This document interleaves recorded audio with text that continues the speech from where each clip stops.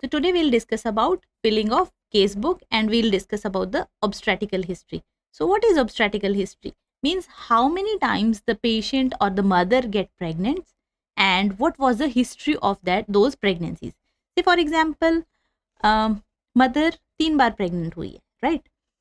तो हम पहली जो प्रेगनेंसी है ना, नंबर ऑफ, यहाँ पे प्रेगनेंसी लिखेंगे तो we will write 3 pregnancy, number of pregnancy, mother got pregnant for 3 times and यहाँ पे प्रीवियस सबसे पहले वाली उसकी कौन सी प्रेगनेंसी थी. For example she got pregnant in 2018. Nature of the pregnancy, pre term, full term, post term, abortion और MTP. For example mother had gone for MTP, mother ने उस टाइम एमटीपी करवा लिया था. एनी प्रॉब्लम, एंटीनेटल पीरियड में कोई problem आई, अगर आई you have to mention, नहीं है तो नहीं करना. लेबर में यहाँ पे एमटीपी है तो लेबर की हम डिस्कशन नहीं करेंगे. मोड ऑफ डिलीवरी भी नहीं है, पेरियम भी नहीं होगा एंड ये चीज़ें नहीं. अगर उसको ब्लीडिंग ज़्यादा हुई है you have to write the remarks here कि ब्लीडिंग ज़्यादा होगी थी, राइट? एमटीपी में कोई कॉम्प्लिकेशन है you have to mention here. Next उसकी प्रेगनेंसी हुई 2019 में. Nature of pregnancy full term pregnancy थी, right? Any problem, if there was any problem, diabetes mellitus था, हाइपरटेंशन था, eclampsia, preeclampsia, placenta previa, whatever problem she faced you have to mention here. Condition during labour, आपको mother meconium stand अगर उसका amniotic fluid आया और labour में third stage में कोई प्रॉब्लम है you have to mention here, right? Delivery caesarean थी कि normal, we will write NVD, normal vaginal delivery थी. Puerperium, if there is nothing happened then you write like everything was okay. अगर सारा कुछ normal चला है तो आप इसको अनइवेंटफुल लिख सकते हैं. मोस्टली स्टूडेंट यही लिखते हैं क्योंकि उनको लगता है कि अनइवेंटफुल लिखो तो ईजी रहेगा. But students this is for your learning. अगर आप डिटेल्ड हिस्ट्री लोगे पेशेंट की तो यहाँ पे लिखी हुई चीज़ें आपको याद रहेंगी, right? So you should take history from the patient and you should mention here that preparium में कोई प्रॉब्लम हुई, डिलीवरी के टाइम लेबर में कोई प्रॉब्लम हुई and mention it, right? Okay, so now full term baby was there, delivered through NVD. You have to mention gender, sex of the baby, male, alive, still birth था तो mention करना है, wait mention करना है. अभी ये alive baby था, male, और इसका वेट 3.5 kg था ड्यूरिंग डिलीवरी. रिमार्क्स, इफ कोई और रिमार्क्स लगता है you have to mention. Sometimes there are cases of cleft lip, cleft palate, you have to mention here, right? कुछ में बेबीज में कोई कोई इशू आती हैं, जैसे उसने क्राई इमीडिएटली नहीं किया, you have to mention here, right? Next उसकी अब 2025 में है प्रेगनेंसी. तो नेचर ऑफ प्रेगनेंसी, अब यहाँ पे आप लिख सकते हो करंट प्रेगनेंसी,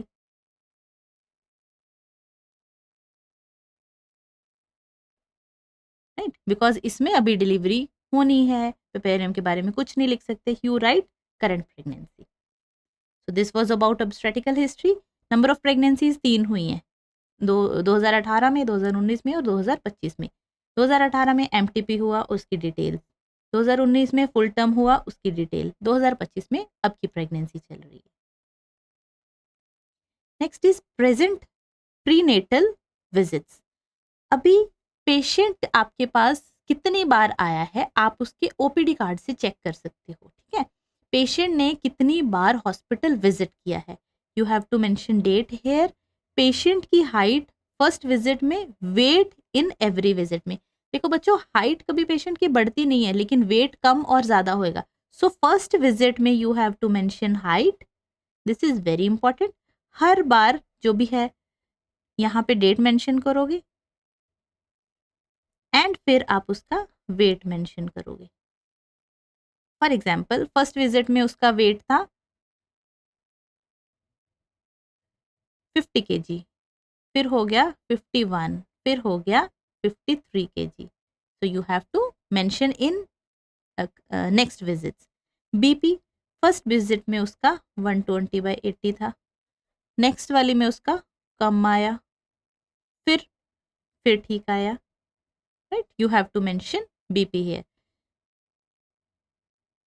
सो फीटल हार्ट रेट, आपने फीटल हार्ट रेट मेंशन करनी है.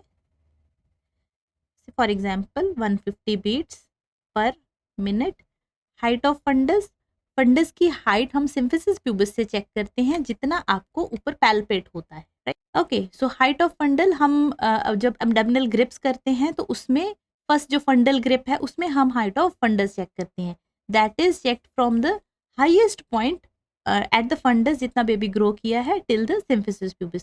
सो आप ये मेनली जेस्टेशनल वीक के कॉरेस्पॉन्डेंस होता है, तो आप उसके अकॉर्डिंगली हाइट लिख सकते हो, राइट. अगर हाइट ऑफ फंडल हाइट अगर ज्यादा है, there may be cases of twin pregnancy और पॉलीहाइड्रोमनियाज हो सकता है. So this is very very important to you to check, right. अगर हाइट ऑफ फंडस कम है as per the weeks of gestation, then इस केस में IUGR हो सकता है, intra uterine growth retardation could be there. Next abdominal girth, कुछ hospitals में एब्डोमिनल गर्थ चेक करते हैं, कुछ में नहीं. सो आपने सिंपली मदर के एब्डोमेन के अराउंड नियर अम्बलाइकस इंची टेप से मेजरमेंट करनी है इन सेंटीमीटर और इंचेस, राइट. सो अगर प्रेजेंटिंग पार्ट हेड है then vertex presentation is there. अगर प्रेजेंटिंग पार्ट वर्टेक्स है और lower limbs of the baby है then breech presentation will be there.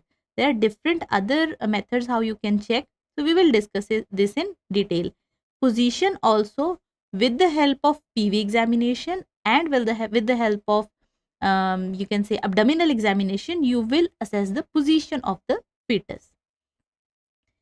So next, same date of visit mention करनी है. fetus का heart rate, height of fundus, this will be increasing. अगर आपको fundal height decrease होती दिखाई दे रही है, इट मीन्स कि बेबी की IUGR है.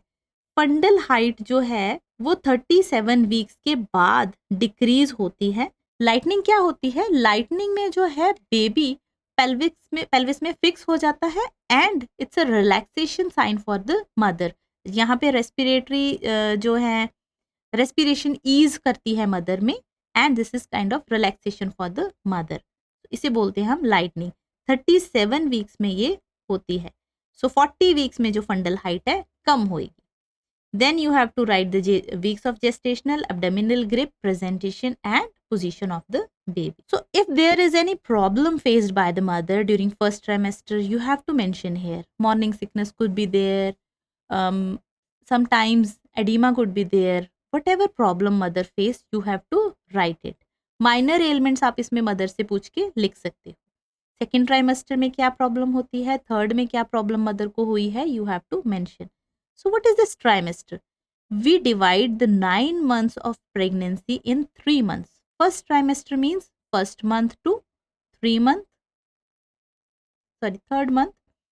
Next is 3 to 6 months and third trimester is 6 to 9 months. तो हम 9 months की प्रेगनेंसी को 3 ट्राइमेस्टर्स में डिवाइड कर लेते हैं. So number of antenatal visit, till now mother ने कितने एंटीनेटल विजिट कर ली है वो लिखोगे. Total weight gain till date, अभी तक मदर का कितना वेट हो गया है वो आपने लिखना है. इम्यूनाइजेशन, मदर टीटी इम्यूनाइज्ड है, टीटी का बूस्टर लगा है, you have to mention here. COVID immunisation भी अगर मदर की हुई है, you can also mention it.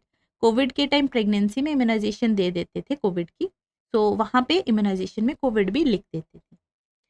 Any iron folic acid supplements, जो भी मदर आयरन और फॉलिक एसिड सप्लीमेंटेशन ले रही है, you have to mention the name of the supplements, right. Hospital to hospital ये डिफर करता है, you have to mention it. Next comes menstrual history.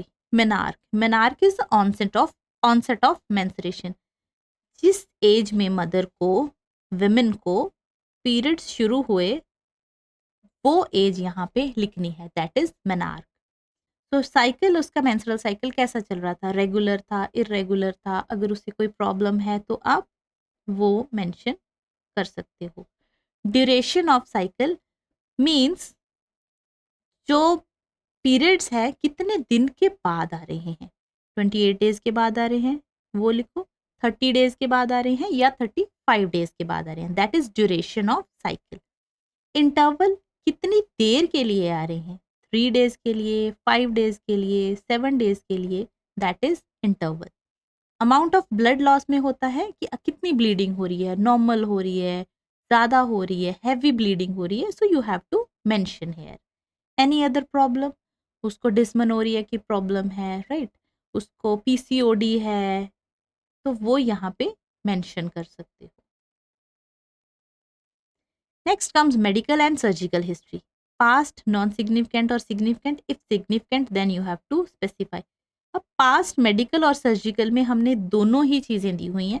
You have to mention medical, mother को कोई tuberculosis की problem, heart की problem, diabetes, हाइपैटिक problem, इनमें से कुछ भी है तो आपने यहाँ पे लिखना है। You can take here and you have to write here. Surgical, mother की कोई भी सर्जरी हुई है तो सर्जरी आपने लिखनी है। फॉर एग्जाम्पल यहाँ पे प्रीवियस अगर सिजेरियन सेक्शन हुआ है तो वी विल राइट LSCS, सो वो उसकी सर्जिकल हिस्ट्री है।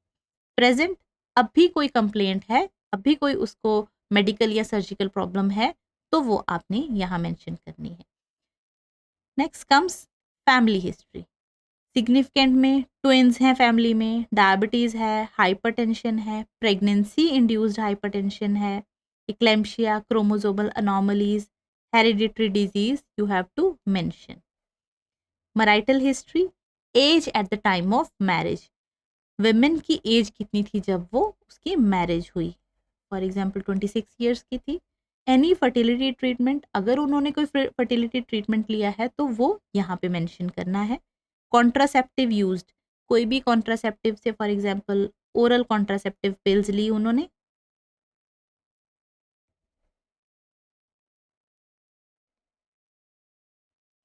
कितनी देर के लिए ली, उन्होंने 1 ईयर के लिए ली। कोई एसोसिएट प्रॉब्लम आई, यू कैन मेंशन। अगर कुछ नहीं है, no need to write anything. Next come personal history, mother smoke कर रही है, अल्कोहल कंजम्पशन थी, अदर सब्सटेंस अब्यूज है, एडिक्शन है तो लिखो। डाइटरी पैटर्न में वेजिटेरियन है, नॉन वेजिटेरियन है, एलर्जिक, अगर किसी चीज़ से एलर्जी है यू हैव टू मेंशन है। In general physical examination, we have to write about the build of mother, either average, obese or thin. So you can write here. Say for example, the mother is thin. Height, you have to measure the height, 5 feet 4 inches. Weight, you can check the weight at every antenatal checkup. Weight of the mother should be measured. Gait or appearance, mostly waddling gait is there. You have to check the temperature. For example, it's 98.6 degree Fahrenheit. Pulse 68 beats per minute. Respiration 18 breaths per minute. BP 130/80. So I am just filling the measurements. So whatever measurements your antenatal case is having, you can fill in this. Next comes to head to toe assessment. I'm sure you have studied head to toe assessment in your BSc second semester. So health assessment module is there. So all the things which you have learned over there, you can fill here.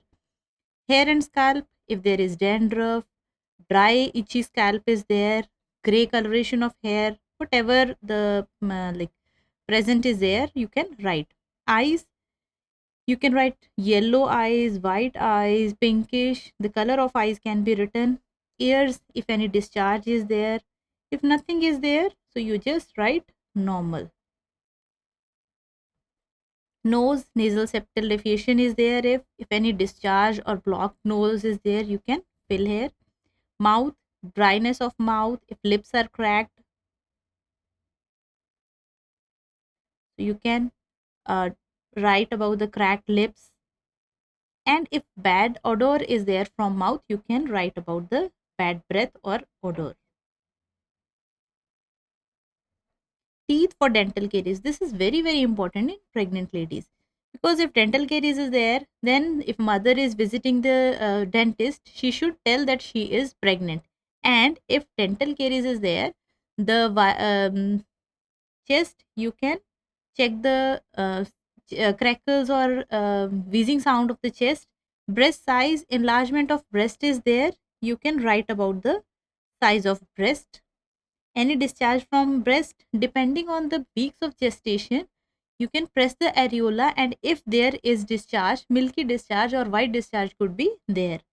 Counter, you have to check that there should no dimpling in the breast of mother, right? If there is any dimpling, you need to mention it. It is very important. Secondary areola, it should be present. Presence of secondary areola should be there. Montgomery tubercles.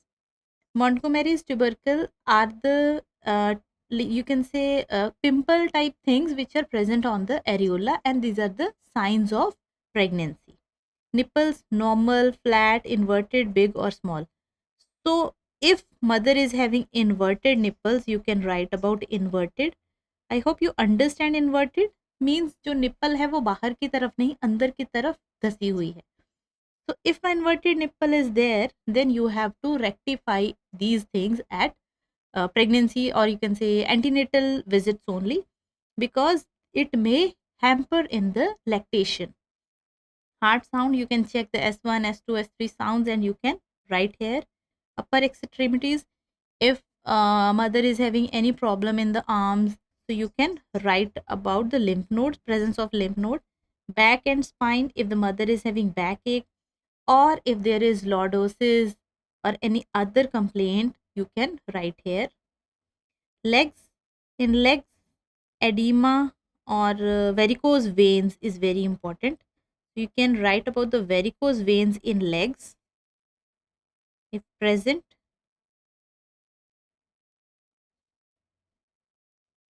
And in feet, you can write about the edema, pedal edema, pitting edema, right? You can mention here. So this was all about head to toe assessment. Next comes obstetrical examination. So in inspection, you have to check the size and shape of the uterus. So in size, you will measure abdominal girth and fundal height. So you can write at the next columns. But in shape, you can write a globular shape is there, ovular, circular, whatever shape you are feeling that mother is having. You can write the shape of uterus as per the you inspect the abdomen. In abdominal examination, there will be linea nigra. So there is line-like structure from the umbilical or you can say belly button से लेकर symphysis pubis तक एक line सी होती है dark. So it is sign of pregnancy. So linea nigra could be there, present हो सकती है, absent हो सकती है. You have to mention. Stria gravidarum, इसे हम stretch marks भी बोलते हैं. तो ये shiny होते हैं, लोअर एब्डोमेन पे ज़्यादा होते हैं. तो स्ट्रेच मार्क्स अगर प्रेजेंट है तो आपने मेंशन करना है. इंसिजनल स्कार, अगर मदर की कोई पहले सर्जरी हुई है या फिर उसकी सिजेरियन सेक्शन हुआ है तो वहाँ पे आपको कोई ना कोई इंसिजन का स्कार मिलता है. जब स्कार मिलता है you need to ask mother कि कौन सी सर्जरी हुई थी, कब हुई थी, कोई कॉम्प्लिकेशन तो नहीं हुई, and you have to mention कि वो इंसिजनल स्कार किस वजह से है over here. Say for example I am writing LSCS, right, previous LSCS की वजह से उसका इंसिजनल स्कार है. स्किन कंडीशन, ड्राई स्किन है, शाइनी है, स्ट्रेच्ड है, you can mention here. Next come fetal movement. So visible not visible. See, अगर आप मदर की एग्जामिनेशन आफ्टर 6 मंथ्स कर रहे हो, 7th मंथ पे, 8th मंथ पे कर रहे हो, तो आपको विजिबल फीटल मूवमेंट्स दिखती हैं. अगर आप खड़े हो तो आपको फीटस अब्डोमेन में, यूट्रस में मूव करता दिखाई देता है. तो यू कैन मेंशन वो विजिबल है कि नहीं visible. In fetal movements you can see the visibility of fetus, इधर इट इज मूविंग और not. abdominal girth, you can measure the abdominal girth. तो मदर की अम्बलाइकस के अराउंड बैक से लेकर हमने पूरा एब्डोमेन को मेजर करना होता है. That is measurement of abdominal girth. Mostly हम सेंटीमीटर में इसे मेंशन करते हैं. Next come palpation. तो पैल्पेशन में सबसे पहले आती है हमारी fundal grips. These are the 4 grips, right. Fundal grip में हम फंडस से लेकर सिम्फिसिस प्यूबिस तक मेजर कैसे करते हैं? सिम्फिसिस प्यूबिस से लेकर फंडल की जो टॉप मोस्ट हाइट है,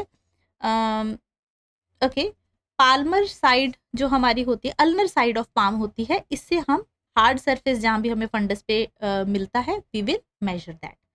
next comes lateral grip. Lateral grip में हम फीटल हार्ट साउंड चेक करते हैं, राइट।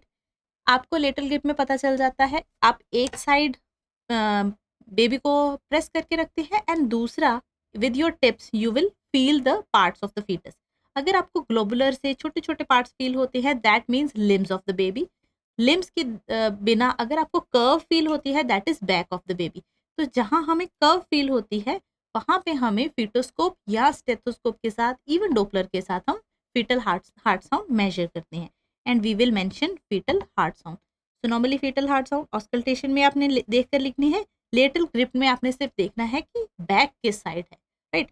तो यहाँ पे आप देखोगे कि right side of the mother या left side of the mother fetus की बैक है, you will mention here fetal heart sound 110 to 160 beats per minute normal होती है। तो अगर आपको 142 बीट्स मिली तो you can mention hair,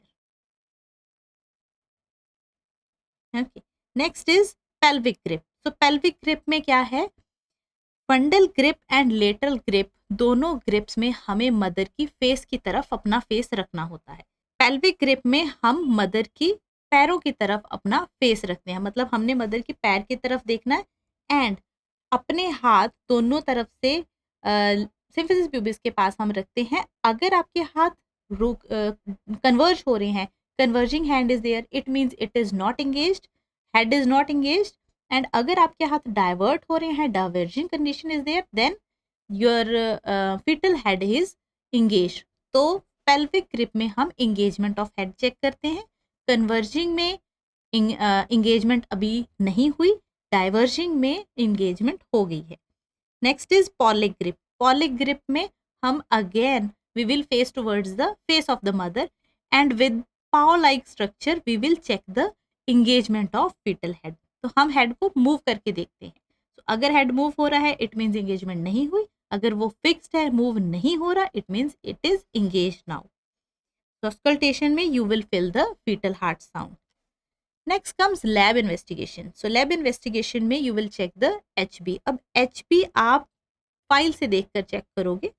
file में जितना भी मदर का HB है, फॉर एग्जांपल इट्स 12 ग्राम पर DL, वो लिख दोगे। VDRL सिफिलिस के लिए चेक होता है, अगर ये पॉजिटिव है तो आप पॉजिटिव लिखोगे, नहीं तो VDRL नेगेटिव लिख दोगे, ठीक है। रिएक्टिव नॉन रिएक्टिव हम लिखते हैं। ब्लड ग्रुप में B positive, A positive, AB positive, whatever blood group is there you have to mention. This is very very important. Blood group अगर मदर की ग्रुपिंग नहीं हुई है तो एंटीनेटल पीरियड टाइम वो आई, मतलब एंटीनेटल रजिस्ट्रेशन के लिए आई है। जस्ट टेल द मदर और tell the family to go for the test जो भी उनकी स्लिप में लिखे हुए हैं। तो ये ब्लड ग्रुपिंग होनी बहुत ज़रूरी है। HbS AG ये भी हम देखते हैं फॉर हेपेटाइटिस B। तो इसमें भी ये पॉजिटिव है या नहीं है, राइट। HIV टेस्ट मदर का, फादर का, मींस कपल का, दोनों का होना बहुत ज़रूरी है। HIV टेस्ट के लिए काउंसलिंग सेंटर्स भी होते हैं, so they have to be counsel for this test, right. तो उसकी जो भी इन्वेस्टिगेशन के बाद जो भी रिपोर्ट आएगी वो हमने यहाँ मेंशन करनी है। ब्लड शुगर, अगर फास्टिंग की ब्लड शुगर है तो आपने वो मेंशन करनी है। अगर पोस्ट पेरेंड्रल है, खाना खाने के बाद की ब्लड शुगर है, तो आपने जो भी रिपोर्ट आई है आपने ब्लड शुगर लेवल मेंशन करने हैं। यूरिन शुगर डिप टेस्ट होता है, यूरिन शुगर पॉजिटिव है as per the colour of the strip जो भी चेंज हो रहा है उसके अकॉर्डिंगली आपने मेंशन करना है। एल्ब्यूमिन प्रोटीन अगर पॉजिटिव प्रेजेंट है यूरिन में तो एल्ब्यूमिन मेंशन करना है। स्टूल टेस्ट हम यूज़ करते हैं बेसिकली हेलमेंथिक्स के लिए और यू कैन से वर्म्स के लिए, ठीक है। अगर मदर के पेट में कीड़े हैं तो हम स्टूल टेस्ट करते हैं और उसके रिजल्ट यहाँ पे मेंशन करते हैं।